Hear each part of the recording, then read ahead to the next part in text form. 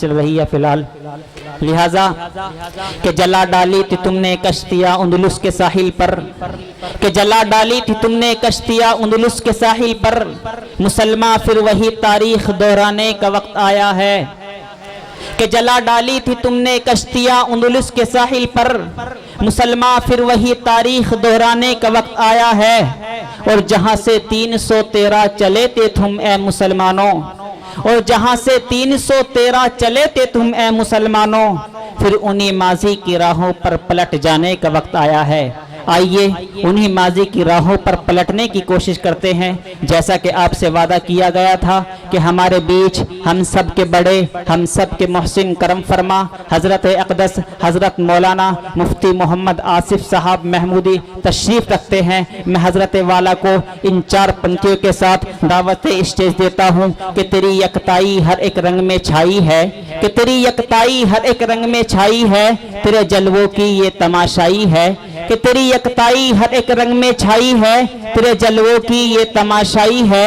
اے گلشن سیدہ تو نے سنا ہے ہنس ہنس کر، اے گلشن سیدہ تو نے سنا ہے ہنس ہنس کر، اب جگر تھام کے بیٹھو حضرت کی باری آئی ہے۔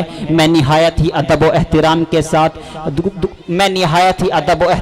ساتھ گزارش کر رہا ہوں حضرت اقدس حضرت مولانا مفتی محمد آصف صاحب دامت برکاتہم العالیہ سے کہ حضرت والا منبر نور پر جلوہ افروز ہو کر ہم سب کو اپنی قیمتی نصیحتوں سے، مفید مشوروں سے ہم سب سامعین کو مستفیض فرمائیں۔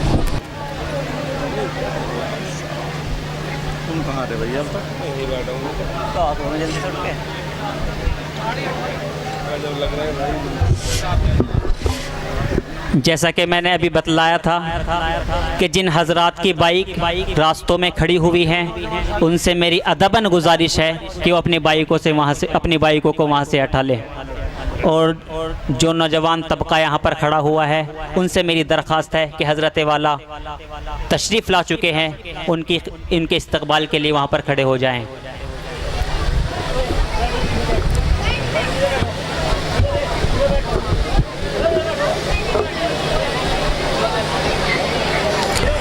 السلام علیکم ورحمۃ اللہ وبرکاتہ۔ وعلیکم السلام ورحمۃ اللہ وبرکاتہ۔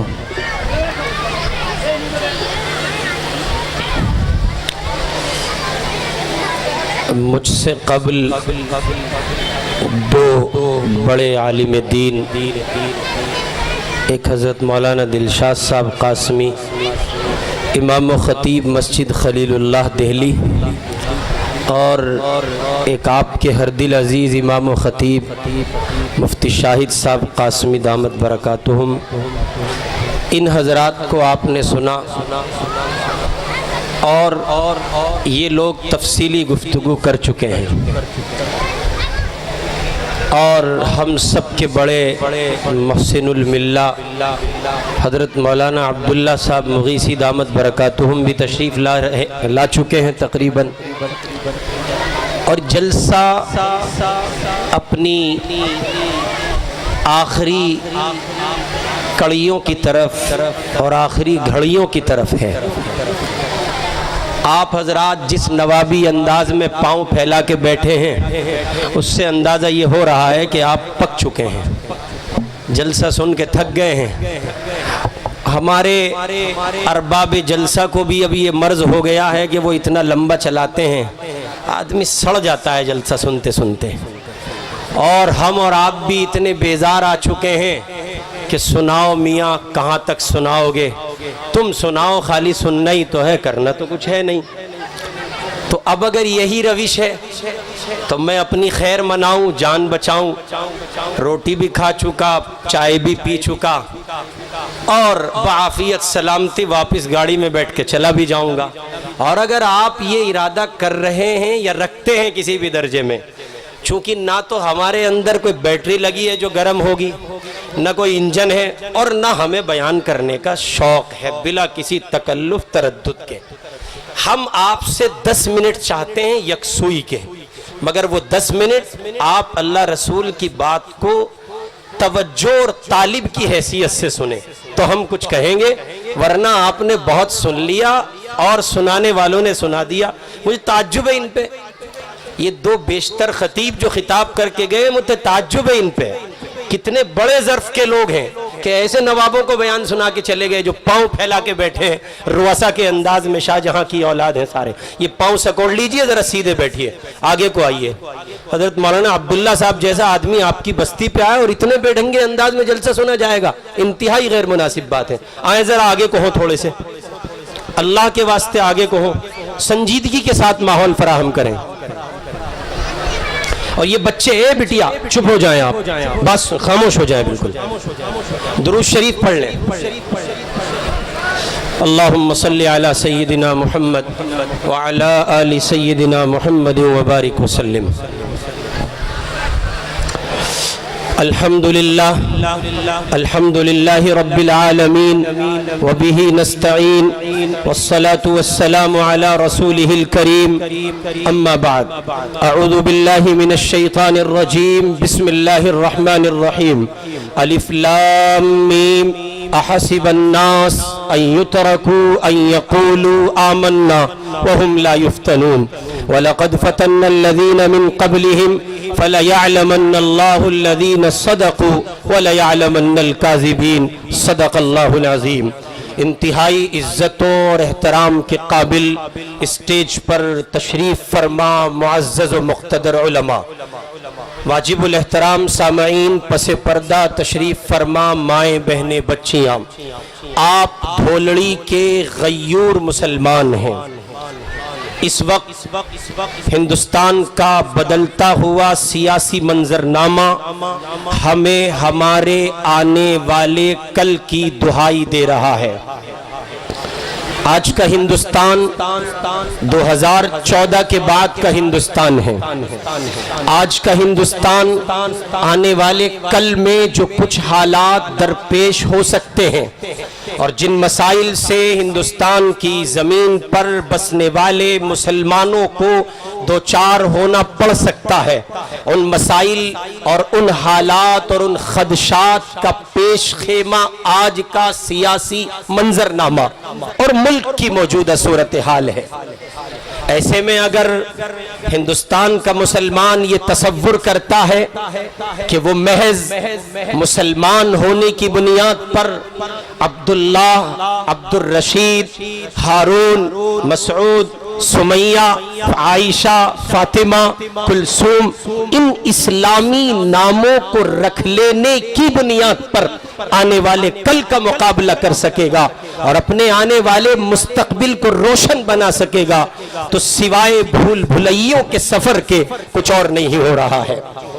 آنے والا کل تاریک تر ہے، مشکل تر ہے، مشکلات سے گھرا ہوا ہے، اس لیے کہ میں نے اور آپ نے اپنے گزرے ہوئے ماضی میں اس زمین پر اسلام کو عملاً اس زمین کے دیگر افراد کے سامنے متعارف نہیں کرایا ہے، اس لیے کہ میں نے اور آپ نے اپنی ذات پر اسلام کو عملاً نافذ نہیں کیا ہے۔ میں اور آپ اس زمین پر جیتے رہے عبداللہ اور عبدالرشید نام سے، میں اور آپ اس زمین پر جیتے رہے عائشہ اور سمیہ کے نام سے، لیکن جب اس نام کے کردار کا مطالبہ ہم سے کیا گیا، جب ہم سے یہ پوچھا گیا کہ تم اپنے آپ کو عبداللہ کہتے ہو، ابو بکر، عمر، عثمان و علی کہتے ہو، تم دہائی دیتے ہو بلال حبشی کے عشق کی، تم نغمے گاتے ہو مصعب بن عمیر کے، تم ترانے پڑھتے ہو احد کے دیوانوں کے، اور تم مزدے گاتے ہو بدر کے دیوانوں کے، یہ بتاؤ تمہارے اپنے وجود وجود میں بدر کہاں ہے؟ تمہارے اپنے وجود میں احد کہاں ہے؟ اسلام عملاً پیش کرو. تمہارا بولنا سچا نہیں ہے, تم امانت دار نہیں پائے گئے, تم خیانت کی چوٹی پر جا بیٹھے ہو, تم نے زمینیں دبائی ہیں, تم اسلام کو عملاً پیش نہ کر سکے. مسلمان عمل کے اسلام سے خالی رہا. آج ہندوستان کی صورتحال بد سے بدتر ہو چکی ہے, اور پچھلے 70 سالوں میں تقریباً جس منظر نامے کو میں اور آپ خاموشی سے ایک خوش فہمی کا شکار ہوتے ہوئے دیکھتے چلے آئے تھے, اس نے اچانک 2014 میں ایسی کروٹ بدلی ہے. نہ آپ کی سمجھ میں کچھ آ رہا ہے معاف کرنا, نہ آپ کے بڑوں کی سمجھ میں کچھ آ رہا ہے. تلخ ہے, کڑوا ہے, بہت کڑوا ہے, جلدی سے ہضم نہیں ہوگا, ایک دم الٹی ہو جائے گی, لیکن بہت سچ ہے اور بہت حقیقی بات عرض کر رہا ہوں. آپ جہاں کھڑے ہیں وہ اتنی کریٹیکل سچویشن ہے, اتنی نازک گھڑی ہے. ملک کے سیاسی قائدین ہو, ملک کے سماجی قائدین ہو, یا ملک کے مذہبی رہنما ہو, وہ اللہ کے بندے سمجھنے سے قاصر ہیں. امت کو کس سمت کے لیے کہیں, کس راہ کا تعین کرے, کہاں چلنے کو کہیں, اس لیے کہ اگر وہ کسی راہ کا تعین کر بھی دے تو اس امت میں وہ سکت, وہ قوت, وہ حوصلہ, وہ جرت, وہ بہادری کے آثار اب دکھائی نہیں پڑتے. اس لیے کہ جو صبح جو مؤذن کی پکار پر, مؤذن کی صدا پر مسجد کے دروازے تک نہیں پہنچ سکتا, اس اللہ کے بندے سے کسی اور امید اور کسی اور توقع کو کیا لگایا جا سکتا ہے؟ اس لیے اپنے ذہنوں پر جمی ہوئی پتریوں کو صاف کیجئے, بہت اچھے سے صاف کیجئے. کھرچن جم گئی ہے, بھیجے میں بات گھس نہیں رہی ہے. یہ صرف آپ کی بات نہیں, میری بھی ہے. آپ سے پہلے میں ہوں, میں مخاطب ہوں, اپنی ذات سے مخاطب ہو کر عرض کر رہا ہوں. میرے اور آپ کے دماغ میں, ذہن میں, فکر میں وہ بات ابھی تک پہنچ نہیں پا رہی ہے. بقول میرے حضرت, میرے مرشد دامت برکاتہم العالیہ کے, کہ مسلمان یہ سمجھتا ہے کہ صرف مسلمان ہونے پر اللہ کی مدد آئے گی. میں پھر دہرا دیتا ہوں جملہ. مسلمان یہ سمجھتا ہے کہ صرف مسلمان ہونے پر اللہ کی مدد آئے گی. قسم رب کعبہ کی, ایسا ہرگز نہیں ہے. مسلمان کی زندگی میں اسلام ہوگا اور عملاً ہوگا. ہاتھ میں اسلام چھلکتا ہو, چہرے پہ اسلام چھلکتا ہو, زبان پہ اسلام چھلکتا ہو, حال اور قال میں اسلام دکھتا ہو, زبان و بیان میں اسلام دکھتا ہو. اسلام کردار میں ہوگا تو اللہ حفاظت کا وعدہ دیتے ہیں. اگر اسلام کردار میں نہیں ہے, اللہ کے یہاں ان انسانی جسموں کی حفاظت کا وعدہ نہیں ہے. اس لیے ذہن کو صاف کیجئے. مرد بھی کریں, عورتیں بھی کریں, بچے بھی کریں, اور بالخصوص یہ جوان کریں. یہ جوان اینڈرائیڈ فون چلانے والے, ایپل کا نشہ اور خمار رکھنے والے, میں بھی یہی رکھتا ہوں, آپ سے باہر نہیں ہوں, ساری باتیں اپنے اوپر کہہ رہا ہوں. سوشل میڈیا کے غلام میں اور آپ, یوٹیوب کے بیمار, فیس بک کے مریض, واٹس ایپ یونیورسٹی سے علم حاصل کرنے والے, کیا توقع کی جا سکتی ہے ہم سے؟ صبح 10 بجے گاؤں کی سرزمین پر رہ کر سو کر اٹھنے والے, کیا امید لگائیں گے آپ ہم سے؟ کچھ نہیں لگائی جا سکتی. ایسا لگتا ہے جیسے ملک نہ صرف یہ کہ خطرات سے گزر رہا ہے, بلکہ امید کی کرنیں ختم ہو چکی ہیں, اور اب کوئی ایسی صبح نظر نہیں آتی جس کی وجہ سے ایک صالح انقلاب برپا ہوگا. لوگوں اٹھو, ذہنوں کو صاف کرو, قرآن پڑھو. اللہ کا قرآن کہہ رہا ہے, لوگوں نے یہ سمجھ رکھا ہے یوں ہی چھوڑ دیا جائے گا, یوں ہی نظر انداز کر دیا جائے گا, یوں ہی اللہ ان کو آزاد کر دیں گے. وہ صرف اتنی بات پر چھوڑ دیے جائیں گے, ہم ایمان لائے ہیں, ایمان والے ہیں, کلمہ پڑھا ہے, قرآن کو مانتے ہیں, محمد کی رسالت کا دم بھرتے ہیں, محمد کی محبت کا دم بھرتے ہیں, صرف ان بنیادوں پر چھوڑ دیے جائیں گے, اور اسلام عملاً ان کی زندگی میں نہیں ہوگا. اللہ یہ بات کہہ رہے ہیں, یہ ان کو بڑا دھوکہ ہے. ہم پہلے بھی لوگوں کو آزما چکے ہیں, اور ہم اب بھی آزمائیں گے, ہم اب بھی آزمائیں گے. یہ بات نہیں بنے گی. اس لیے دہائیاں دینے سے, نوحے پڑھنے سے, اور جناب من قصیدے خوانی سے, اور جناب من کسی کو برا کہنے سے کوئی حل ہونے والا نہیں ہے. ایک حل ہے, کتاب و سنت کی روشنی میں, شریعت کی روشنی میں واحد ایک راستہ ہے, اسلام کا نفاذ, شریعت کا نفاذ اپنے وجود پر کیجئے. کس پر کیجئے؟ یہ بول کے بتا دیں میرے دوست نوجوان بیٹھے ہیں, میں تو آپ ہی سے مخاطب ہوں, نوجوانوں سے. کس پر کیجئے؟ ہمارے بزرگوں میں ایک بزرگ گزرے ہیں, ان کا نام تھا حضرت مولانا مسیح اللہ خان صاحب رحمۃ اللہ علیہ.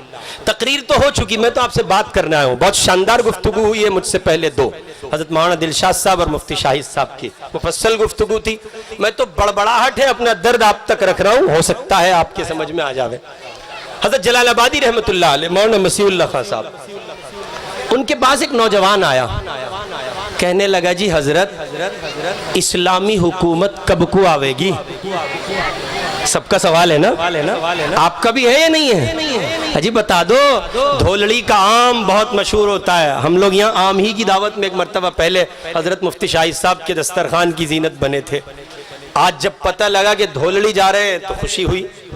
میں نے کہا بھئی چلو پھر دوبارہ جائیں گے, لیکن ایک ایسے موڑ توڑ کے راستے سے یہاں پہنچے کہ یہاں جو ہے پہنچنے میں خاصی مضرت ہوئی. وہ مضرت محبت میں تبدیل ہو گئی اس وقت جب آپ کا یہ ایمانی جذبہ دیکھا. اتنی شدت کی دھوپ ہے اور پنڈال میں بیٹھے ہیں. میں نے کہا کس مٹی کے بنے ہیں یہ لوگ, اتنی محبت مدرسے سے, اتنی محبت شریعت سے, اتنی محبت قرآن سے, سنت سے. تو یہاں بس ایک ذرا سی چنگاری کی ضرورت ہے, آپ کے ایمان کو ایک شمع مل جائے گی اور وہ پھر ایک بہترین شمع کی طرح روشن ہوگا اور نتائج بہت صالح مرتب ہوں گے. تو حضرت جلال آبادی رحمت اللہ علیہ سے کسی نے کہا حضرت اسلامی حکومت کب کو آوے گی؟ دیسی مسلمان تھا ہماری آپ کی طرح, حضرت بھی اس کی نبض جانتے تھے. یہ جو اللہ کے نیک بندے ہوتے ہیں نا, یہ بڑے حکیم ہوتے ہیں, چھوٹی چھوٹی باتوں میں بڑی بات کہہ جاتے ہیں. بات چھوٹی سی ہوتی ہے لیکن اس میں بہت کچھ چھپا ہوتا ہے. جیسے ہمارے حضرت تشریف لا رہے مولانا عبداللہ صاحب, وہ اپنے زمانے کے اسی درجے کے لوگوں میں تھے, بڑے آدمی تھے, حضرت تھانوی کے خلفاء میں تھے. تو اس نوجوان نے کہا جی حضرت اسلامی حکومت کب کو آوے گی؟ حضرت نے فرمایا بھائی کتنے فٹ کے ہو؟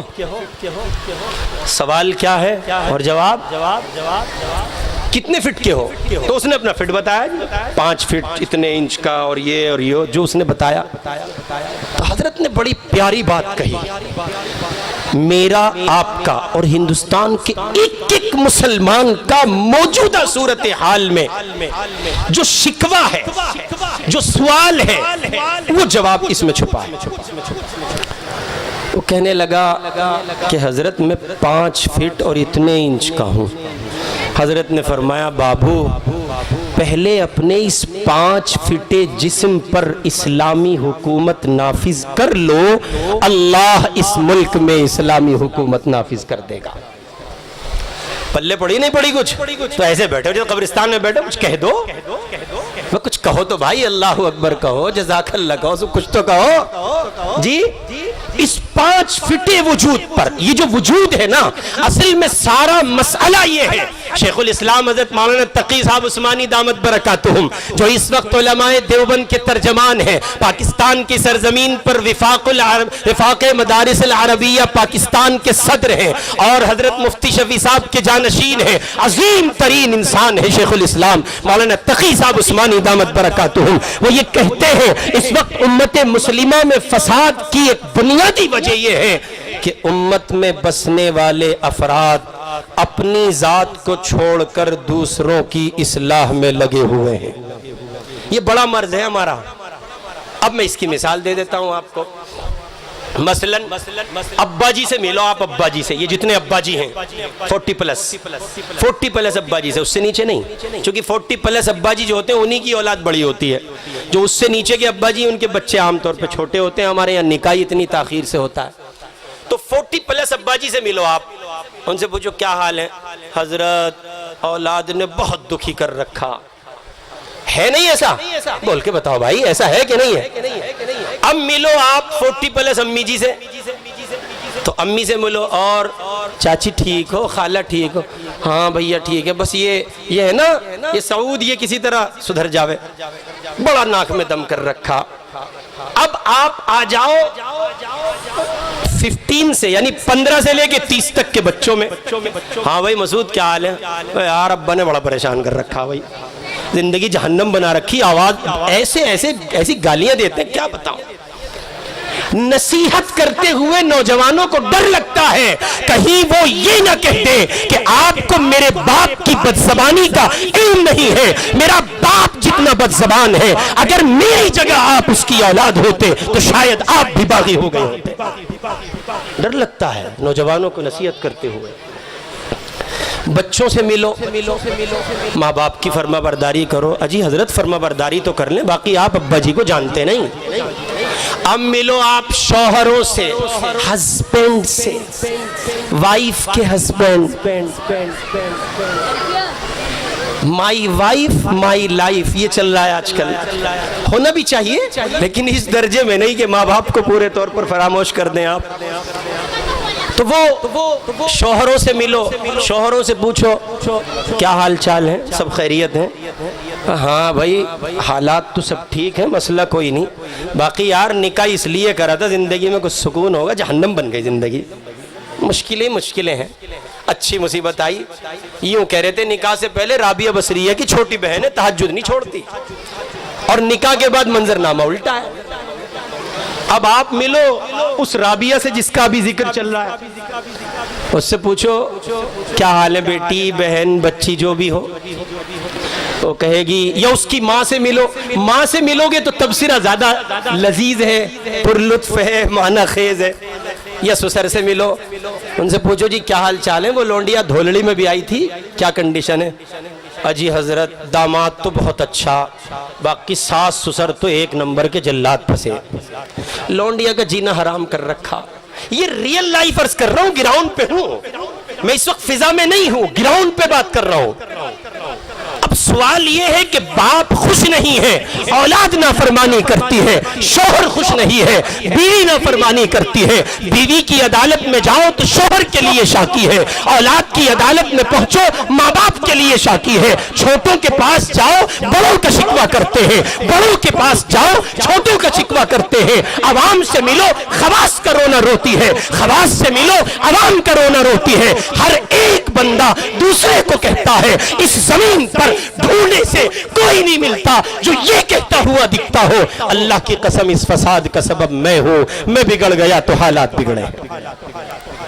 شیخ الاسلام کہتے ہیں جب تک منظرنامہ یہ رہے گا کہ لوگ ایک دوسرے کو کہتے رہیں گے، جیسے ہماری چوپالوں پہ ہوتا ہے، ہماری سیلون کی دکان پہ ہوتا ہے، پان کے کھکوں پہ ہوتا ہے، کھینی مل رہے ہیں اور افغانستان سے ہونے والے انڈیا کے معاملات پہ بات کر رہے ہیں، ان سے پوچھو، ان کھینی خوروں سے پوچھو تم کیا مسئلہ حل کر سکتے ہو، ان گٹکا کھانے والوں سے پوچھو، ان راج دربار کی تھیلیاں توڑنے والوں سے پوچھو تم کیا کر سکتے ہو۔ جو اپنے وجود پر شریعت نافذ نہیں کر سکتا، اسے حق نہیں پہنچتا، وہ بات کرے اسلام کے نفاذ کی، وہ بات کرے شریعت کے نفاذ کی، وہ بات کرے قانون کے نفاذ کی، پہلے اپنے وجود پر اسلام نافذ کرو۔ احسب الناس ان یترکوا ان یقولوا آمنا وهم لا یفتنون۔ عبداللہ ہو اس لیے نہیں چھوڑے جاؤ گے، ہارون ہو اس لیے نہیں چھوڑے جاؤ گے،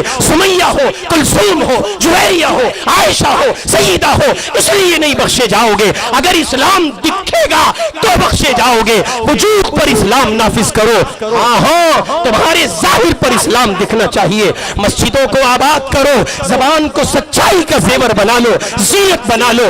ہاں اگر آپ کے وجود پر اسلام دکھے گا پھر دنیا کی کسی طاقت سے گھبرانے کی ضرورت نہیں ہے۔ اور سنو آخری بات عرض کر رہا ہوں، ایسا نہیں ہے کہ یہ پہلے ہی ہوتا تھا، ایسا نہیں ہے۔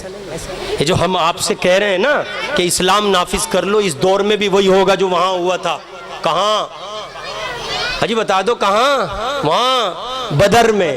کہاں؟ وہاں احد میں جن کا نام لیے نہیں تھکتے ہم، ایسا بدر کا ذکر آئے تو ایسا چوڑا ہو جاتا ہے جیسے یہ بھی انہی میں شامل تھا۔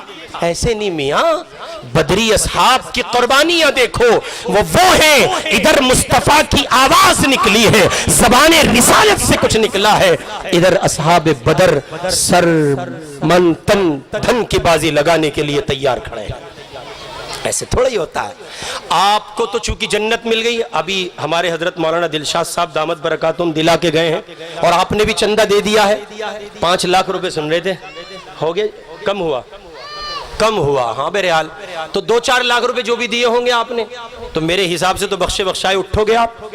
اس غلط فہمی کا شکار مت رہنا، یہ نہیں کہہ کے گئے آپ سے، میں کہہ رہا ہوں ہو سکے تو دوبارہ چاہے بلانا یا مت بلانا، لیکن اس غلط فہمی کا شکار مت رہنا ان چند ہزار روپلی میں آپ جنت کے ٹھیکیدار بن گئے۔ نہیں، ہرگز نہیں۔ اگر جنت اتنی سستی ہوتی، ماہ محرم میں 10 محرم الحرام کو کربلا کی زمین نہ سجی ہوتی، بدر و احد نہ ہوئے ہوتے، اتنی سستی نہیں ہے۔ مصطفیٰ کا گھرانہ قربان ہوا ہے۔ جنت اگر چاہتے ہو، محمد کا نظام عملا نافذ کرو۔ کھیل سمجھ رکھا، حاجی جی نے 5,000 روپے دیے، 2 بار کہے میرا نام بول دو، حاجی صدیق نے 5,000 روپے دیے، ہاں وہاں لکھوا باب الریان پہ جا کے، تیرے باپ کی جنت، ایسے جنت نہیں ملے گی۔ آپ کا یہ عمل بڑا ہو سکتا ہے، آپ کا یہ عمل قبولیت کے قابل بھی ہو سکتا ہے، آپ کا یہ عمل اللہ کی نظر میں محبوب بھی ہو سکتا ہے، اور اللہ نقطہ نواز بھی ہے، اس کی رحمت بہت بڑی ہے۔ یہ ساری باتیں اپنی جگہ ہیں، لیکن خدا کے بخشنے کی سنت یہ نہیں ہے۔ قدرت اپنی جگہ ہے، سنت اپنی جگہ ہے، اور اکثر نظام سنت پر چلتا ہے۔ قدرت کا اظہار اللہ کبھی کبھی کرتے ہیں، جیسے ہمارے حضرت مفتی شاہد صاحب فرما رہے تھے، اور ان سے پہلے مولانا دلشاد صاحب بھی کہہ گئے کہ جی وہ اللہ تعالیٰ نے حضرت مریم کے بطن سے حضرت عیسیٰ کو بغیر ابا کے پیدا کیا۔ قدرت ہے ان کی، کر سکتے ہیں، لیکن کیا بہت سارے عیسیٰ پیدا ہوئے اس طرح؟ کیا بہت سارے لوگوں کو اللہ نے اس طرح جنم دیا؟ نہیں نا، وہ ایک عیسیٰ علیہ السلام اور حضرت مریم علیہ السلام، وہ قدرت کا اظہار ہوا ہے، خاصہ ہے۔ سنت کچھ اور ہے، قدرت کچھ اور ہے۔ سنت اپنی جگہ ہے، قدرت اپنی جگہ ہے۔ یوں رب چاہے قدرت کا اظہار کرے، آن کے آن سب کو معاف کر دے۔ سنت یہ نہیں ہے، سنت نہیں ہے یہ۔ سنت یہ ہے سر کے بالوں سے لے کر پیر کے ناخنوں تک محمد کا دین اپنے ظاہر پہ سجاؤ تو اللہ جنت دے گا۔ اس لیے بہت سیدھی سی، سادی سی، جینون سی بات آپ کی خدمت میں عرض ہے، اپنے وجود پر اسلام نافذ کیجئے۔ اور آپ کے گاؤں میں ماشاءاللہ یہ ہمارے حضرت مفتی صاحب جو مدرسے کے ذمہ دار ہیں، یہ بھی فعال عالم دین ہیں، اتنا سب گلشن آپ نے ان کے حوالے کر دیا۔ اور آپ کے حضرت مفتی شاہد صاحب، بڑے امام صاحب بھی بیٹھے ہیں، ایک اور امام صاحب سے ہمارا تعارف ہوا۔ فعال علماء آپ کو میسر ہیں، اگر کچھ کرنا چاہتے ہو تو گاؤں کا نقشہ بدلو، کچھ کرنا چاہتے ہو تو سچائی کے، امانت کے پتلے آپ اپنی اس زمین پہ پیدا کرو، کچھ کرنا چاہتے ہو تو گاؤں کی ایک ایک خاتون کو پردے کے دائرے میں ایسے لے آؤ کہ کسی بیٹی کا ناخن تک نہ دکھائی دے، کچھ کرنا چاہتے ہو ایسے صالح جوان پیدا کرو جن کی نگاہ غلط نہ دیکھتی ہو، کچھ کرنا چاہتے ہو ایسے افراد پیدا کرو حرام کھانے کا تصور نہ آتا ہو، کچھ کرنا چاہتے ہو تو اس زمین کو ایسا بناؤ کہ اس زمین کے کسی گھر میں کوئی شخص ایسا نہ ہو جس نے کسی کی 1 انچ بھی کوئی جگہ دبا لی ہو۔ یہ ہے کرنے کا کام۔ جلسہ ہو رہا ہے سال میں 1 مرتبہ، او میلہ لگ رہا، پانی پٹاخے بھی، پوریاں بھی، دوریاں بھی، اور پتہ نہیں سب پکوڑیاں بھی ہوں گی، نہیں معلوم کیا کیا۔ جیسے ہی اترے میں مولانا سے کہنے لگا میلہ لگ رہا، نہیں جی جلسہ ہے، عید کسی خوشی ہے۔ ہم نہیں مانتے آپ کو خوشی ہے، غلط بات، ہم نہیں مانتے آپ کو خوشی ہے، خوشی اس کا نام تھوڑا ہی ہے۔ میاں جلسہ آیا تھا، خوشی محسوس ہوئی تھی، حضرت مولانا عبداللہ مغیثی کی آمد ہے، دیوانہ آپ کی سرزمین پر ہے، 40واں جلسہ کر رہے ہو، پھر بھی تقریر سننے کی ضرورت ہے۔ 40واں جلسہ ہے جی، 40 وہی تو ہے. میں نہیں مانتا جہاں 40 جلسے ہو گئے ہوں وہاں کے لوگ اب بھی اصلاح معاشرہ کے محتاج ہوں. نہ، اس کا مطلب یہاں ہے بات، یہاں نہیں. بقول حضرت مولانا یوسف صاحب رحمت اللہ علیہ کے جو دوسرے حضرت جی ہیں تبلیغی جماعت کے، انہوں نے بھوپال کے اجتماع میں کہا تھا، لوگوں تم نے کانوں کی عیاشی اب بھی نہیں چھوڑی. کس کی عیاشی؟ کانوں کی عیاشی اب بھی نہیں چھوڑی. پہلے کنجریوں کے گیت سنتے تھے، اب علماء کے بیانات سنتے ہو. زندگی پہلے بھی ویسی تھی، زندگی آج بھی ویسی ہے.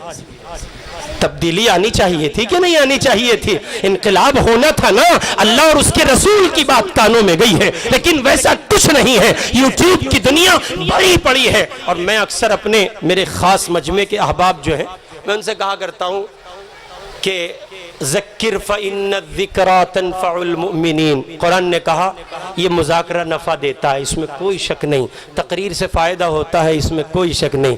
لیکن پتہ نہیں کیوں میرا جی اب تقریر کو نہیں چاہتا. اللہ کی قسم دل کا حال بیان کر رہا ہوں، جی نہیں چاہتا. اتنی تقریریں ہو چکی ہیں اور اتنی تقریریں on record on the sport بر وقت. یوٹیوب کھولو، اس پہ ڈالو طارق جمیل صاحب، ایک لسٹ آ جاتی ہے. سنو، کہاں تک سنو گے؟ اس پہ ڈالو پیر ذوالفقار صاحب، ایک لسٹ ہے، اس پہ اسکالرز کے نام ڈالتے جاؤ اور سنتے جاؤ. میاں اگر سننا ہی ٹھہرا تو سننے کی کمی نہیں ہو رہی ہے. بات تو سنے ہوئے کو گننے کی ہے. کاش میں اور آپ اس کو سن کر گن لیتے اور گن کر کچھ کر گزرتے تو بات بن جاتی. اور عرض کر دوں ایک بہت بڑے آدمی کا قول آپ کی خدمت میں. مفکر اسلام حضرت مولانا سید ابو الحسن علی میاں صاحب رحمت اللہ علیہ. ہمارے حضرت مولانا عبداللہ صاحب آ رہے ہیں نا، ان کے بھی پیر. اب اندازہ لگاؤ جب یہ اتنے بڑے ہیں تو پیر کتنے بڑے ہوں گے. ان کے پیر حضرت مولانا علی میاں صاحب. حضرت مولانا فرماتے ہیں اگر اس زمین ہندوستان کا مسلمان 5 وقتہ نماز با جماعت کے ساتھ، سن رہے ہیں، بہت قیمتی بات بتا رہا ہوں، لاکھوں کروڑوں میں نہیں ملے گی. حضرت فرما رہے اگر ہندوستان کا مسلمان 5 وقتہ نماز با جماعت کے ساتھ، پورا مسلمان، کل مسلم پاپولیشن تہجد گزار بھی ہو جائے. کیا ہو جائے جی؟ تہجد گزار. آپ بھری پڑی دھولڑی کی مسجدیں، اللہ اکبر، کیا ہو رہا جی؟ سارے دھولڑی والے تہجد پڑھ رہے ہیں. اگر یہ دھولڑی گاؤں اور پورا ہندوستان ایسا بھی ہو جائے کہ ساری زمین تہجد گزاروں سے ہندوستان کی بھر جائے. حضرت مولانا کہتے ہیں مگر ان لوگوں نے اسلام کو اپنے وجود پر اس درجے نافذ نہ کیا ہو کہ ان کے وجود سے اسلام کا تعارف ہو اور یہاں کے بسنے والے لوگوں تک اسلام پہنچے. مولانا کہتے ہیں ان تہجد گزاروں کے ہوتے ہوئے بھی اس ملک کو اسپین بننے سے کوئی نہیں روک سکے گا. اب یہ الگ معمہ ہے کہ میں آپ کو یہ بھی بتاؤں کہ جی اسپین میں کیا ہوا تھا، کیوں ہوا تھا، تو اس کا آسان حل بتا دیتا ہوں. جو لوگ سوشل میڈیا کا استعمال کرتے ہیں وہ حضرت گوگل کی خدمت میں جائیں، وہاں لکھیں اسپین کے حالات، تو مفتی گوگل آپ کو بتا دیں گے وہاں کیا ہوا تھا. میں مفتی کا لفظ اس لیے لگا رہا ہوں، لوگ امام صاحب کے پاس آ کے کہتے ہیں حضرت میں نے نام رکھا. ایک صاحب آئے، اپنی بچی کا نام رکھا اور نام رکھا فاسق النساء، بدکار عورت. کیا رکھا؟ نگو جی وہ جوڑ توڑ کر کے رکھا. کہاں دیکھا تھا؟ جی گوگل پہ دیکھا تھا. تو گوگل کو چونکہ مفتی کا درجہ مل چکا ہے، ہاں مل چکا ہے، علماء کی خدمت میں نہیں جاتے لوگ، یوٹیوب پہ دیکھ لیں گے. ایک صاحب تشریف لائے، میں نے ان سے پوچھا کچھ مسئلہ تھا ان کا، پریشان تھے. کہنے لگے بہت پریشان ہوں. میں نے کہا کیا کیا پڑھتے ہو؟ دیوان جی تھے وہ، پولیس میں تھے، اور پولیس والوں کو ویسے ہی نشہ بہت ہو. پولیس والوں کو چھوڑو، ان کا چمچوں کو نشہ بہت ہوتا ہے جو دلالی کرتے ہیں. اللہ ایک دعا کر رہا ہوں، آپ لوگ آمین کہہ دیجئے گا. اللہ مسلم قوم کو دلالوں سے محفوظ فرمائے. ہاں یہ میری قوم کا رونا ہے، اور یہ مستقل ایک عنوان ہے، میں اس پہ بات کرتا موقع نہیں ہے۔ تو وہ دیوان جی تھے، میں نے ان سے پوچھا کیا پڑھتے ہو؟ انہوں نے بہت کچھ بتایا، یہ بھی یہ بھی یہ بھی یہ بھی۔ میں نے پوچھا کہاں سے سیکھا؟ یوٹیوب سے سیکھ لیا تھا، بہت سارے مفتی ہیں۔ تو آج کل گوگل کو مفتی کا درجہ ملا ہے، تو اگر آپ سوشل میڈیا کا استعمال کرتے ہیں تو جائیے گا گوگل پر اور پوچھئے گا اس سے اسپین میں کیا ہوا تھا، اسپین کے حالات کیا تھے۔ جی ہاں، مولانا علی میاں صاحب کہتے ہیں اگر آپ اس زمین کو تہجد گزاروں سے بھر دیں، اسلام ان کے وجود پر عملاً تمام تر شعبہائے زندگی میں نہ دکھتا ہو، تو ان کی تہجد بھی اس زمین کو اسپین بننے سے نہیں روک سکے گی۔ اس لیے آپ کی خدمت میں بسد احترام پیغام کے طور پہ 3 بات۔ پہلی بات، اپنے وجود پہ اسلام نافذ کیجئے۔ کریں گے جی؟ ہاں، کسی کے چکر میں نہیں پڑنا، کون کیا ہے، کیوں ہے، کیسے، نہیں۔ سامنے والا کر رہا ہے نہیں کر رہا ہے یہ نہیں دیکھنا۔ سمجھ رہے ہیں نا بھائی؟ نوجوان دوست میرے سمجھ رہے ہیں نا؟ سامنے والا سنورتا ہے نہیں سنورتا، بنتا ہے نہیں بنتا، وہ کہاں ہے، کیوں ہے، کیسے ہے، مجھے یہ سب نہیں جاننا، مجھے یہ جاننا ہے میں کہاں کھڑا ہوں۔ کریں گے نا انشاءاللہ۔ دوسرا کام، رشتوں کی دنیا میں صالح انقلاب لائیے۔ اگر آپ کسی کے باپ ہیں تو پڑھیے جناب رسول اللہ کو، اس زمین پر ان سے بہتر باپ نہیں آیا۔ اگر آپ کسی کی ماں ہیں، پڑھیے سیدہ عائشہ کو، سیدہ خدیجہ کو، امہات المؤمنین کو، ان سے بہتر اس زمین پر ماں نہیں آ سکی۔ اگر آپ کسی کی بہن ہیں تو پڑھیے مصطفیٰ کی سیرت کو، پڑھیے حضرت شیمہ کی زندگی کو، پڑھیے صحابیات کو کہ حضور نے ان کو بہنوں کا کردار جو دیا تھا وہ کیا تھا۔